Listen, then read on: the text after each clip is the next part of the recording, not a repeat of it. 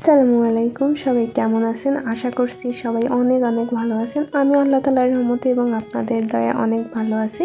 আমি আজকে কি রান্না করব জানেন? আমি আজকে রান্না করব মুরগির মাংস। তো চলেন আমি কিভাবে মুরগির মাংস রান্না করি সেটা আপনাদের সাথে শেয়ার করব। তো এখানে মুরগির মাংসের জন্য আমি প্রথমে আদা বাটা আর রসুন বাটাগুলো দিয়ে দিচ্ছি। এরপর এলাচ দারচিনি যা যা দিতে হয় সেসব দিচ্ছি। এরপর পেঁয়াজ দিচ্ছি। এখানে পেঁয়াজের পরিমাণটা আমি একটু বেশি করে দিচ্ছি, কারণ পেঁয়াজ যত বেশি হবে তত তরকারিটা অনেক মজা হবে। আমি কিন্তু প্রথম রান্না শিখতেছি, রান্না যদিও বা আমি পারি না। আর এখন আমি মরিচের গুঁড়া দিব। মরিচের গুঁড়া আমি আমার পরিমাণ মতো দেব, যে যেমন ঝাল খান আর কি। এরপর হলুদ দিব আমি পরিমাণ মতো।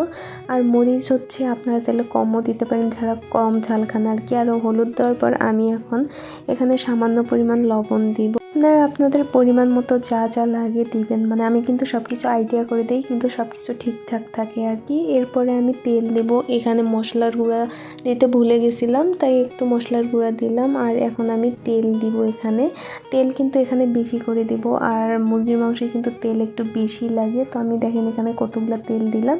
দেওয়ার পর আমি এটা হাতের সাহায্যে ভালো করে মাখাই নিব।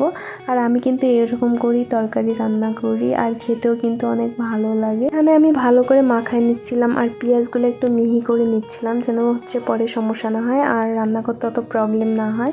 তো একটু পরে আমি পানি দিয়ে বসাই দিব। আপনারা কারা কারা আমার মতো প্রথম রান্না করা শিখতেছেন আর কমেন্ট করে জানাবেন। আর যারা যারা রান্না পান আপনারাও কমেন্ট করে জানাবেন। আর এখানে আমি সব কিছু বসাই দিলাম পানি দিয়ে।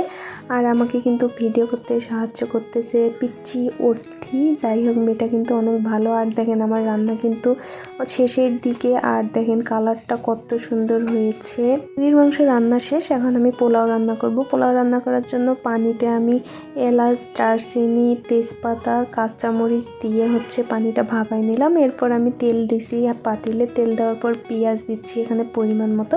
আমি এখানে পেঁয়াজের পরিমাণটা একটু বেশি করে দিচ্ছি। পেঁয়াজ দেওয়ার পর কেন যেন আমার মনে হলো যে পেঁয়াজের পরিমাণটা একটু কম হয়েছে, এই জন্য আমি আরও একটু পেঁয়াজ দিলাম।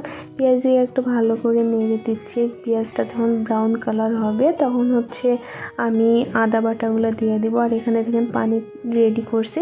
আমি আজকে 1 কেজি চাল রান্না করব, কিন্তু আগে থেকেই পানির পরিমাণটা নিয়ে নিয়েছি। আর দেখেন পেঁয়াজের কালারটা অনেক সুন্দর হয়েছে। এরপর আমি এখানে পানিগুলো দিয়ে দিব। তো আমি পানিগুলো দিলাম। দেওয়ার পর এখানে আমি রসুন আর আদা বাটাটা দিব। কিন্তু আজকে একদম নতুন রান্না করতেছি। পোলাও এর আগে আমি কখনো রান্না করি নাই, আর আম্মুর দেখে আমি শিখছি আর কি। জানি না কেমন হবে খেতে। যাই হোক, লবণ একটু কম হয়েছিল। আর আমি এই যে এখন চালটা দিচ্ছি। চালটা আগে থেকে ভালো করে ধুয়ে রাখছিলাম, এখন আমি চালটা দিব। আর দেখেন কতগুলো চাল এখানে কিন্তু 1 কেজির মতো চাল আছে। আর চালটা দেওয়া শেষ হলে দেখেন পোলাও কিন্তু আমার রান্না করা শেষ হয়েছে। এখন আমি পেঁয়াজটা ভালো করে বেরেস্তা করে নেব, এই জন্য আমি পেঁয়াজটা ভালো করে ভাজতেছিলাম। ভাই রে ভাই, রান্না করা যে এত প্যারা! আগে জানলে আমি এসব পোলাও টোলাও রান্না করতাম না।